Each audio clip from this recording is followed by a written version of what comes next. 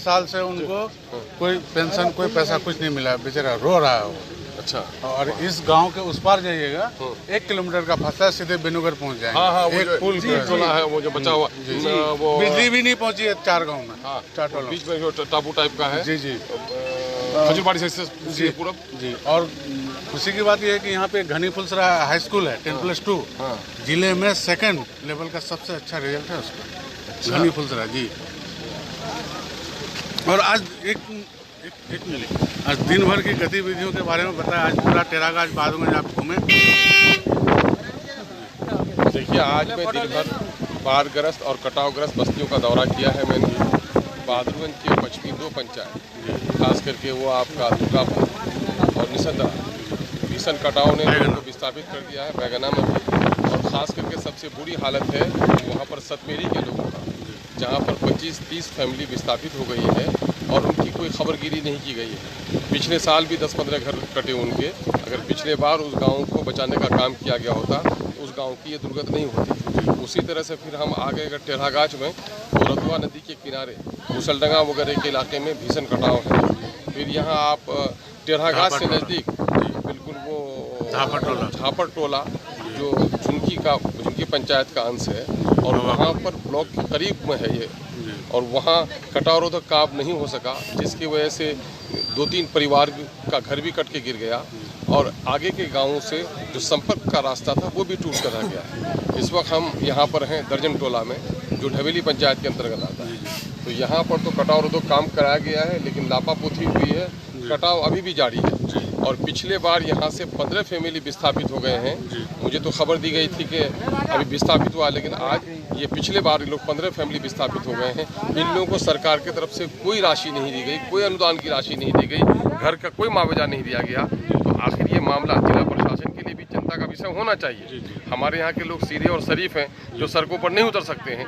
मैं इन तमाम तो लोगों की समस्याओं के बारे में यहाँ के नौजवानों को भी कहता हूँ, पंचायत प्रतिनिधियों को भी कहता हूँ कि इनको लिख करके पुनः एक बार आप दें, और मैं इसकी तमाम तर सूचना जिला प्रशासन को दूंगा कि पिछले बार भी जो लोग विस्थापित हुए थे, बाढ़ सुखाड़ के समय में मदद करना हमारी जिम्मेदारी होती है। आपदा नियमावली जो कुछ कहता है, आपदा नियमावली के अनुसार इन विस्थापित परिवारों को सरकारी सहायता की राशि मिलनी चाहिए, वो हम इसकी बात करने जा रहे हैं। आप साथ ही एक बड़ी मुसीबत जो आई है, जो हमारे लोगों को पता भी नहीं और सरकारी कर्मचारी लोग पता भी नहीं देते हैं। चाहे रतुआ का मामला हो, चाहे कनकी का मामला हो, कोल का मामला हो, हर साल सैकड़ों एकड़ जमीन कट जाती है, उस पर बालू का जमाव हो जाता है, उसके लिए भी तकरीबन 4000 रुपये एकड़ मिलना है। फसलें तबाह हो रही हैं, उसका मुआवजा मिलना है, लेकिन सरकारी कर्मचारियों के जरिए से कहीं भी सर्वे नहीं कराया जा रहा है। जो बेचारे अनपढ़ मासूम लोग हैं वो जानते नहीं है सारे नियमों को, जिसकी वजह से इनको जो सरकारी मुआवजा मिलना चाहिए वो मुआवजा भी नहीं मिल पा रहा है। ये मैं समझता हूँ कि यहाँ के लोगों के साथ बहुत बड़ा धोखा है, जुल्म है और ज्यादती है। आप अमोर बैसा के इलाके में भी घूम रहे हैं, कल भी गए थे, तो वहाँ की स्थिति आपको कैसी लगी? अमोर बैसा में भी करीब यही हालत है। और विडम्बना की बात तो ये है कि किशनगंज को तो खबरों में कहा जाता है कि बाढ़ग्रस्त घोषित किया गया है, लेकिन अमोर का बड़ा क्षेत्र जो अमोर है, बैसा है, बायसी है और डगरवा का पूर्वी भाग है, वो पूरी तरीके से सैलाब की चपेट में है। वहाँ पर भी कनकी नदी के इसमें परवान में भीषण कटाव है। लगभग 150 घर वहाँ पर बगरा टोली में जो है, वहाँ पर सिमलबारी में, वहाँ पर सड़क पर आ गया है। उनके पीने का पानी नहीं है। और वही मामला झवारी पंचायत के अंतर्गत भी गरैया में भी है, वहाँ भी लोग घर कट गया है, कोई सुधि लेने वाला नहीं है। मैं ये समझता हूँ कि बंगरा टोली जो है वहाँ पर वो प्रखंड से सिर्फ 4 किलोमीटर की दूरी पर है। कल मैंने वहाँ से एसडीओ की बात की, मैंने उनके प्रभारी जो आपदा के प्रभारी सीनियर एडीएम है, मैंने उनसे बात की है कि उनको चापाकल भी नहीं दिया गया। तो नीतीश सरकार में जो मामला है कि दूसरी तरफ मुजफ्फरपुर वगैरह के इलाके में जाकर के देखिए, एक परिवार में अगर 4 बेटे हैं तो सबके खाते में 6-6 हज़ार रुपया आया है, लेकिन सीमांचल में परिवार का परिवार ग्रस्त होते जा रहा है। मुसीबत की घड़ी में भी ये सरकार हम लोग के साथ दुश्मनी कर रही है। ये बड़ी विडम्बना की बात है। सरकार की मुजरिमाना लापरवाही, अफसरों की खामोशी और हमारे यहाँ के आम लोगों के सीधापन होने के नतीजे में सीमांचल जो आज पिछड़ेपन में गर्क में है, वो यही है सरकारी तौर पर अनदेखी और अफसरों की लापरवाही के नतीजे में यहाँ के लोगों को मुसीबत की घड़ी में भी जो सुविधा जो सरकारी सहायता मिलनी चाहिए वो सहायता नहीं मिल पा रही है, जो बड़ा खेद का विषय है। और उस क्षेत्र को मैं कह रहा हूँ कि पूरा जिला अगर कहीं बाढ़ग्रस्त नहीं हुआ है तो आंशिक तौर पर प्रखंडों का चयन हुआ है तो कम से कम ये 4 प्रखंड वहाँ पर बाढ़ग्रस्त घोषित होने चाहिए और कटावग्रस्त होनी चाहिए। मैंने वहाँ पर देखा कि सैकड़ों बीघा जमीन है जहाँ पर रेत जमा हो गई है, लोगों की फसलें तबाह हो गई है और एक एक आधा किलोमीटर जो नदी है वो नदी डांसिंग रिवर है कनकई, और वो डांस करती हुई जाती है वहाँ पर। और एक विडंबना हमने ये भी देखी कि वहाँ पर कनकई नदी जो है, कनकई नदी के उछाल के नतीजे में वही बंगरा टोली के पास एक नई धारा निकल गई है, जो नई धारा जाकर के दास में मिल रही है। और अगर फिर ओवरफ्लो हुआ तो दास में जाकर के यह धारा मिल जाएगी तो धारा के परिवर्तन होकर के पूरे कनकई के परिवर्तन होने का अंदेशा है, जिससे 25,000 की आबादी मुतासिर हो जाएगी। और यहाँ मैं एक बात अक्सर कहता हूँ कि गंगा हो, ब्रह्मपुत्रा हो, जमुना हो, उसके किनारे पर शहर बसे हुए हैं, किसी शहर में एक घर कट के नहीं गिरता है, लेकिन यहाँ पर कनकई में, डोक में, मेछी में, परवान में हर साल हमारी सैकड़ों बस्तियाँ मुतासिर हो रही हैं, सैकड़ों घर कट के जा रहे हैं। और मैं समझता हूँ कि बोल्डर पिचिंग किए बगैर विलेज प्रोटेक्शन का काम जो किया जा रहा है, फ्लड फाइटिंग के जरिए से बेम्बो पाइलिंग करा जाता है, सैंडबैग को फिलिंग कराया जा रहा है, ये सारा मामला ये बेईमानी का है, ये धोखाधड़ी का है, ये इंजीनियर लोगों के बल्ले बल्ले हो जाता है, मंत्रालय तक रिश्वत पहुंच रहा है, करोड़ों के पैसे का उठावन हो रहा है।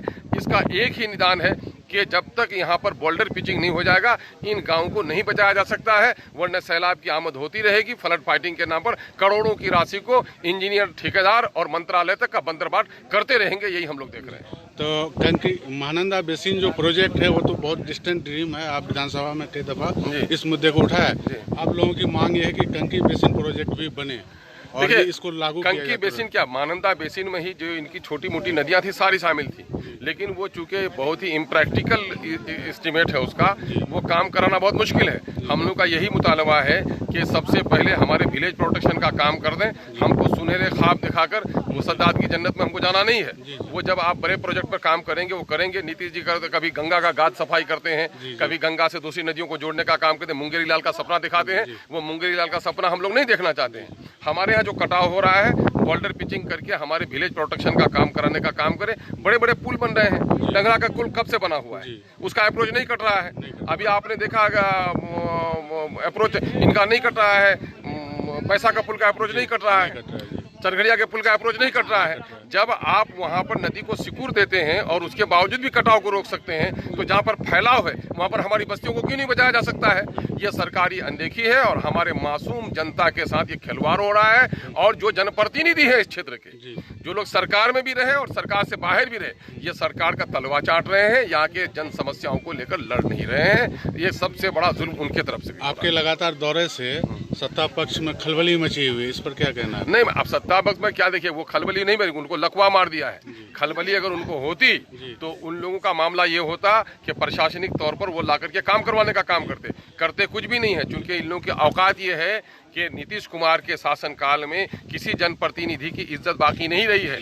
इनका जो आज का चाहे एमपी हो चाहे एमएलए हो, वो बीडीओ, सीओ, डीएम तक बात करने से घबराता है। अफसरशाही के नतीजे में किसी की बात नहीं सुनी जा रही है। नीतीश कुमार का और बीजेपी का अफसरशाही का इलाका है और ये इलाका चूंकि अकलियत का इलाका है, दलितों का इलाका है, इसलिए सरकार की पूरी दमनकारी नीति के मुताबिक यहाँ पर अमल हो रहा है। लोगों का ये भी कहना है कि भाई चुनाव आया है, उससे पहले शिलान्यास का होड़ लगी है। बागपत विधानसभा क्षेत्र में ये देखा जा रहा है, अमोर में भी देखा जा रहा है। शिलान्यास के खेल के बारे में आपका क्या कहना है? देखिए, नीतीश कुमार क्वारंटाइन हो गए पहले ही से, यह सरकार पूरी क्वारंटाइन में है। आम जनों का कोई भी काम नहीं हो रहा है। ब्लॉक में जाइए, आप बच्चों का एडमिशन कराना है, कोई कर्मचारी वहाँ पर नहीं मिलेगा। आम जो बीमार पड़ते हैं कोई डॉक्टर नहीं मिलेगा। कोरोना के नाम पर सिर्फ टेस्टिंग हो रही है और पुलिस के डंडे के जरिए से कोरोना को लोग कंट्रोल कर रहे हैं। दरअसल मामला ये है कि लोकतंत्र में जनता की आवाज़ को दबाने का काम कर रहे हैं। और चूंकि अभी इलेक्शन होने जा रहा है तो इसलिए जनता तमाम तरह उन समस्याओं पर बात करेगी जो सरकार की विफलताएं हैं। तो उसने कोरोना का एक ऐसा खौफ तारी कर दिया है कि जिसके नतीजे में न मीटिंग हो रही है न सीटिंग हो रही है, इनका पोल नहीं खोल पा रहा है। तो मैं समझता हूं कि ये दमनकारी नीति है और सरकारी तौर पर जो ये अभी शिलान्यास हो रहा है, लोग दिखावन का काम हो रहा है और ये बैठ करके वहाँ पर से वर्चुअल मीटिंग भी करा रहे हैं और वहीं से ऑनलाइन शिलान्यास भी करा रहे हैं। जनता के साथ धोखा है, ये दिखावे का काम है। मैं ये कह रहा हूँ कि पिछले दिनों से भी जो सड़कें बनी है, उन सड़कों की स्थिति क्या है। हमारे बच्चे इस वक्त, हमारे करोड़ों बच्चे जो गरीबों के हैं, दलितों के हैं, मजदूरों के वो बच्चे हैं, बड़ों के बच्चे ऑनलाइन पढ़ रहे हैं। आपने बाजार खोल दिया है, गाड़ियों पर 60 के लोग बैठ के जा रहे हैं, उसको कोरोना नहीं पकड़ रहा है। गरीब का बच्चा स्कूल जाकर उसको कोरोना पकड़ लेगा। ये सरकार कहीं न कहीं विदेशी ताकतों की खिलवाड़ बन गई है। आम जनों के बच्चों को पढ़ने लिखने का, आम जनों के रोजगार पर डाका डाल रही है। कल कारखाना बंद है, नौजवान वापस आ गए हैं, बेरोजगारी बढ़ती चली जा रही है, चोरी डकैती का मामला बढ़ रहा है। पूरे तौर पर इफरा तुफरी का माहौल है और सरकार कोरोना के इस खौफ पे इलेक्शन कराना चाह रही है। हम लोग जिस जगह मौजूद हैं, यहाँ लोधावाड़ी एक पुल है जिसको सैयद शाहनवाज हुसैन ने बनवाया था, पर एक कदम भी आज तक लोग नहीं चल पाए। वो पुल अगर बन जाए तो झुनकी जो पुलिया है उसका अल्टरनेट रास्ता हो सकता है टेरागंज आने जाने के लिए। लेकिन अगर AIMIM जो अभी लहर चल रही है और यहाँ पे काबिज होती है सत्ता में, तो क्या उस पुल के बारे में क्या योजना है? देखिए, हमारी लड़ाई सत्ता की लड़ाई नहीं है, हमारी लड़ाई न्याय की लड़ाई है। और सीमांचल का जो नाइंसाफी हुई है परसों से, इन 72-74 सालों से जो हमारी नाइंसाफी हुई है कि हमको विशेष पैकेज दो ताकि हमारी इन समस्याओं का समाधान हो सके। अगर आप यहाँ से देखेंगे, यहाँ से पूरब की ओर अगर जाना चाहेंगे तो 2 किलोमीटर की दूरी में बस्तियाँ हमारी हैं जी। अगर यहाँ से आप जाना चाहें, लौचा जाना चाहें, निसंदरा जाना चाहें, लेकिन पुल के अभाव में आज वहाँ के लोधावाड़ी के लोगों को भाया टेरागाछ होकर के जाना पड़ रहा है। 5 किलोमीटर की दूरी 25 किलोमीटर में इनको तय करनी पड़ रही है। यही नहीं बल्कि महानंदा में भी जाएं कि जिन किशनगंज की दूरी जिन बस्तियों से 12 किलोमीटर की है, पुल के अभाव में उन बस्तियों के लोगों को 70 किलोमीटर की दूरी तय करके जानी पड़ रही है। आप पटने में जाएं तो देखेंगे कि गंगा के किनारे 8-10 किलोमीटर पर पटना से लेकर के आप बक्सर तक जाएंगे तो 4-5 पुल बन रहे हैं। लेकिन महानंदा में 50 किलोमीटर के बीच में कोई पुल नहीं है। आप चले जाएं, आप महानंदा ही में चले जाएं, एक ब्रिज जो ब्रिटिश टाइम का जो वो छोटी लाइन थी और उसी मीटर गेज पर आज वो पुल बना हुआ है। आज तक वहाँ पर पुल नहीं बन सका। तो आखिर कर क्या रहे हैं? या सत्ता की दलाली करने वाले लोग, सत्ता के तलवे चाटने वाले लोग, ये लोगों से, जनता से वोट लेते हैं लेकिन जनता की समस्याओं का समाधान नहीं कर पा रहे हैं। MIM इन तमाम तर मुद्दों की लड़ाई लड़ रही है और MIM इन तमाम तर समस्याओं का समाधान करने के लिए भरसक प्रयास करेगी। और उस प्रयास के लिए हम ये जान रहे हैं कि MIM लड़ेगी, जीतेगी, मगर सत्ता में वो नहीं जा सकती है। इसलिए हम जनता को सड़क पर लाने का अभियान चला रहे हैं। जनता जाग जाएगी तो जालिमों को हक देना पड़ेगा, और जनता सोई हुई रहेगी तो उसको कोई हक नहीं मिल पाएगा। इसलिए हम जनता को जगाने के लिए आए हैं। Thank you sir.